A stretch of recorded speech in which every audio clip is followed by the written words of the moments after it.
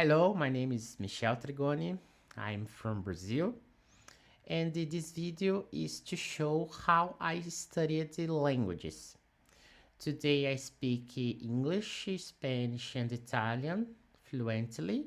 My native language is Portuguese, and French and German, my level is intermediate. So I keep studying French and German, right? So let me give you some tips. Let's go. Just reminding you, this video is based on my personal experience. So maybe some tips won't work for you, but I think something you can learn in this video, right? Well, my first tip is Anki. Anki is an app of flashcards and you can save your personal vocabulary here that's relevant for you, and this app will show the vocabulary until you have memorized it, right? My tip number three is Tandem. Tandem is an app when you can find partners of conversation. There you can talk by taxi, by audios, by calls. So I really do believe when you are learning a language, you need to have a real conversations. You need to have a real people in this process. So Tandem is a tip that helped me a lot. And I think if you give a chance to Tandem, Tandem will surprise you. My second tip is Duolingo. Uh, Probably you have heard bad things about Duolingo. People say Duolingo you don't learn useful vocabulary or something like that.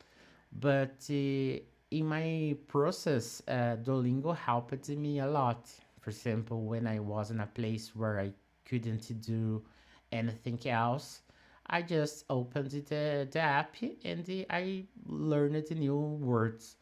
So I think before sleeping or when you can do any other thing productive, I think Duolingo is a very helpful tool. And my tip number four is to study with a teacher. A teacher can show you some ways to learn it faster. So it's like a mentor.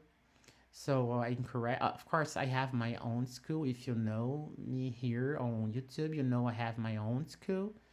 But every language I studied, I had a teacher. So it's important even if you study in a class when you have more students, it's not necessary to have only you. It's not necessary to be a private teacher, but it's really important you have a teacher in this process of learning a new language.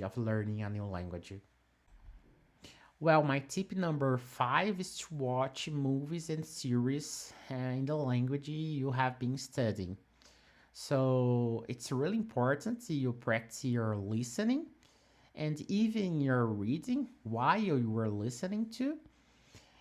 So it's really helpful because you can listen to real conversations, difficult dialogues. So it helped me a lot, and I encourage you after 2 or 3 months watching with subtitles.